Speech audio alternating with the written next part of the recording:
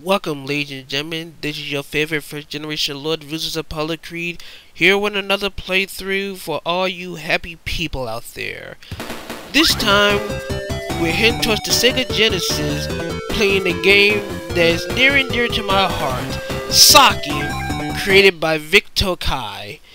This game here, if I was to make a comparison, this game is blatantly related to Sonic, or made in the Sonic the Hedgehog style, because this game is mostly based on high-speed antics as you play as this BirdDuckThing socket, who is, in a way, a time detective or a time moderator. Well, it has to do with time travel, that's all you need to know. As far as the gameplay style, like I said, it's mostly like Sonic. And you're about to see how blatantly close it is as this playthrough progresses. So there's a little BirdDuckThing socket running at high speeds, doing anything a high-speed character can, except he can't roll into a ball. He attacks by kicking, and what he fires an electrical charge from whatever boots he has on. So as you saw, I have a shield. I used an invincibility for a little bit. Got a 1-up and gotta go back and get myself back up this little platform here. Yeah, those booster things pretty much move you pretty fast. Well, anyway, the thing about Socket is he's got to maintain charge throughout the entire, every single stage.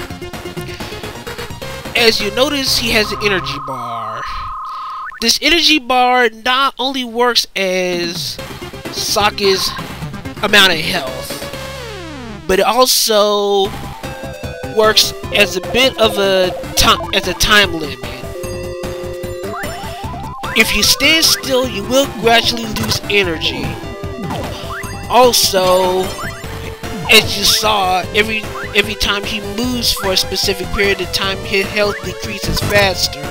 So in that way, it's kind of an unfortunate game mechanic, because movement really shouldn't be a determining factor in how you gain or lose energy or not. Speaking of gaining energy, the lightning bolts, the electrical bolts that you see throughout each and every single stage, those are Socket's lifelines. Collect as many of those as you can to maintain your health. Of course, if you don't get enough and you wind up losing all your energy, you end up dying. Just for the record, you're gonna see me amass a lot of lives here. This game is very generous with the amount of lives you get. Alright, done with the first area of the Emerald Forest. Ha ha ha ha, Green Hill Zone clone. But anyway, about how our stages work. Each stage is separated into 3 parts. The first part is your high-speed area, where you pretty much go through an obstacle course at high speeds, hence the namesake of the stage description. But the other 2 stages are your main beat for the game, in which you go through specific areas, with a specific timeline, because you're actually traveling through time. This, I don't know what specific time period it is, but it's let's just say its stage, which is the Emerald Forest, which is a basic grassland type stage. So you got 2 areas. an athletic portion, and a labyrinth portion. The athletic portion is more your basic platforming section, where you pretty much run and jump and defeat enemies on your way to the end. The labyrinth section is pretty much what it is. You're pretty much trapped in a big maze, trying to find your exit on your way to the boss, because every labyrinth section leads to the boss of the stage. And every so once in a while, you go into these areas, these bonus sections. There are 3 major types of bonus stages. One where you press one of the 6 buttons, which spawns a moving platform on your way to the top of the stage. And on the way to the top, you'll either get in the clear or you get caught with a stage hazard. Before continuing on, here's our enemy, our main boss, known as the Time Dominator, who's some kind of dog, croc, wolf, hobo thing. I have no idea what it is, with bat wings. I have no idea what in the world that thing's supposed to be. All you need to know is he's our main boss. He's messing around with time, trying to take over it every single timeline. And as Socket, we're here to stop him. So that's it. Avoid the shields. Get on platforms to hit them. And we're off to the second section. Okay. A little bit more about the bonus stages. There are 2 other bonus stages that you will see. One of them is a heavily based platforming section over a bottomless pit, where you got retracting platforms. You'll see that in a bit. Another one is a descending tower where you gotta climb all the way to the top of it while avoiding fire traps and trying to not hit the bottom. The cheapest thing about these bonus sections is the fact that once you die, you are able to die and lose a life in these bonus stages. Not only that, once you lose a bonus stage, you get sent back to the beginning of the stage where you first began. And actually it's a double ball kick.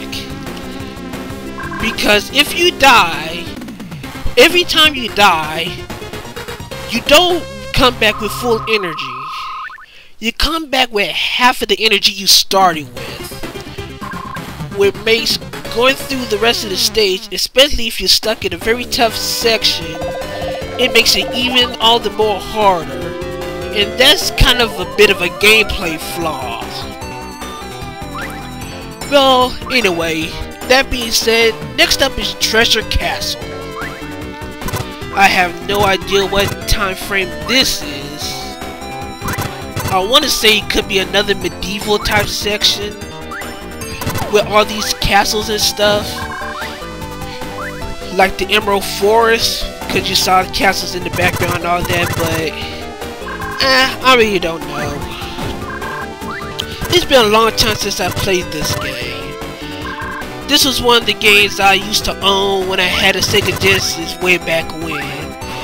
In fact, this is probably one of the first few times I actually played this game in over several years.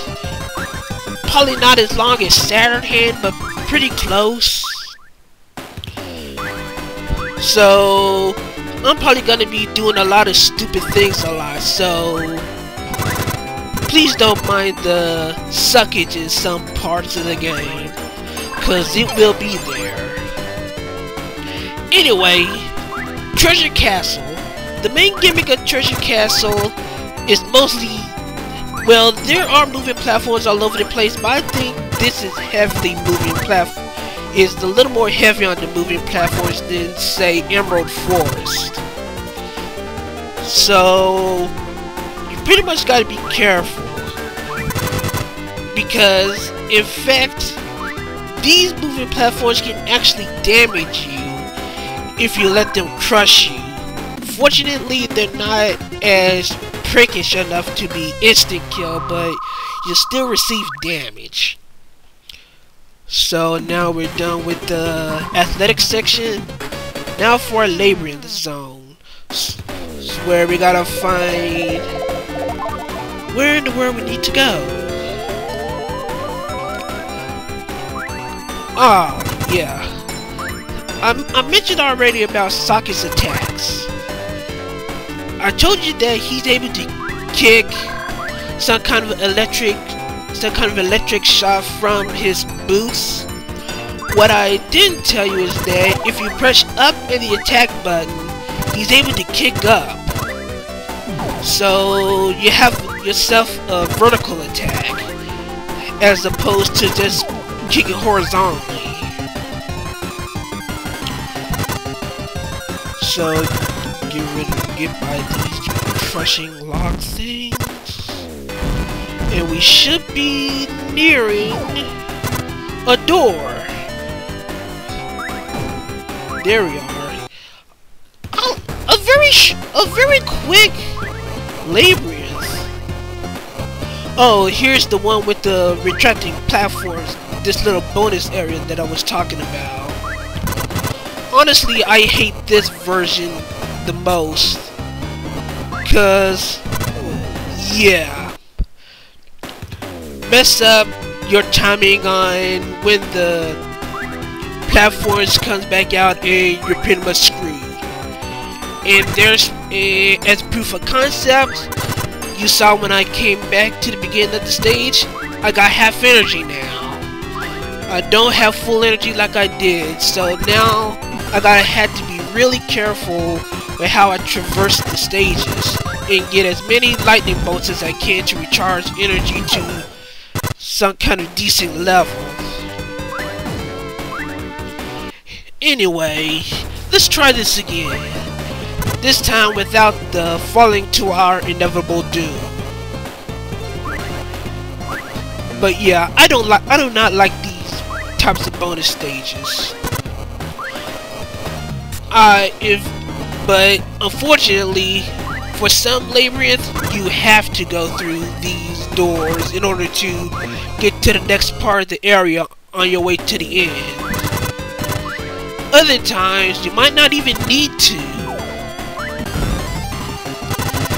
Some doorways just lead to some other part of the zone that, in a way, pretty much sets you back. But since you don't know, well, unless you play this game a lot, most of the time you won't know. And you'll go there because it's a door. And as a video game, you go into doors. It's basic gaming 101. But anyway, I should be nearing the end of this stage. There we go. Now for our second Time Dominator battle. This one has a removable floor. In the meantime, the Time Dominator has this big old treasure chest, and he's trying to smash it on top of you. In general, he's actually pretty easy. I'm just making it harder than it looks. All you really need to remember is every time the Time Dominator is below you, he will drop the chest. So run under him, make him drop, avoid the spikes in the platforms, and for the most part, you should have an easy time. But anyway, that's it. 2 stages down. Our Sake playthrough has just begun. This is your favorite first generation LordVucious Apollo Creed, rocking it out. Stay tuned for part 2 of Sake. So until then, keep charged.